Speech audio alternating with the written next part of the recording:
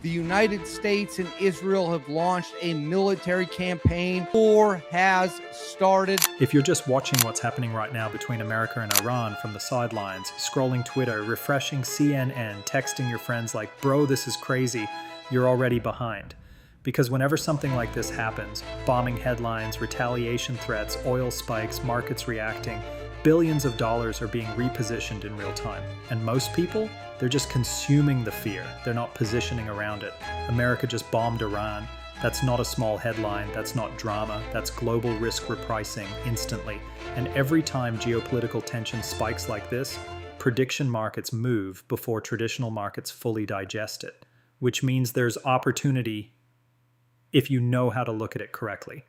Now, I'm not a war expert. I don't pretend to know what the Pentagon is thinking. I don't know if this escalates, de-escalates, or turns into a months-long proxy mess. And that's the point. If you think trading this is about knowing what happens next, you're gambling. If you think it's about reading headlines faster than everyone else, you're late. The edge is not predicting war. The edge is pricing probability better than the crowd. So I opened PolyMarket immediately and started looking at the Iran-related contracts. Strike escalation, retaliation timelines, regional involvement, and you can literally see the fear priced in. Spreads widening, retail flow chasing green candles, people smashing yes because the headline feels intense. That's emotion. Emotion is expensive, and I don't trade emotion.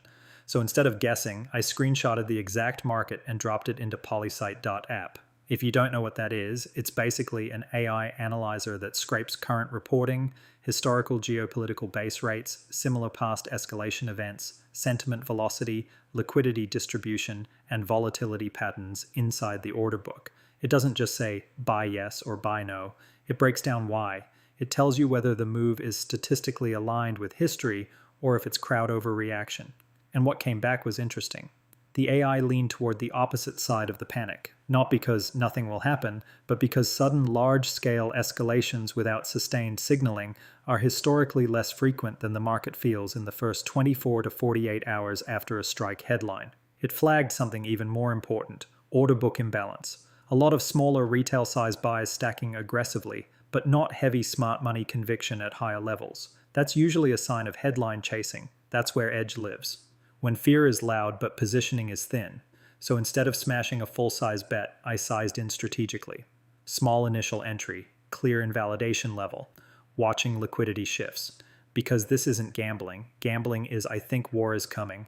Trading is this probability mispriced relative to base rates and reaction speed? Big difference. And here's what most people don't understand. Volatility is profit. When the world feels unstable, spreads widen, narratives shift fast, and markets overcorrect. If you're disciplined, that's opportunity. If you're emotional, that's where you blow up. So while everyone else is doom scrolling, I'm asking, what is the crowd overpaying for right now? Is retaliation already priced as inevitable? Is de-escalation undervalued because it's less dramatic? That's the game. You're not betting on missiles, you're betting on mispricing. And the reason tools like Polysite matter is because when the news cycle is chaotic, your brain gets worse at probability. You start anchoring to the loudest headline.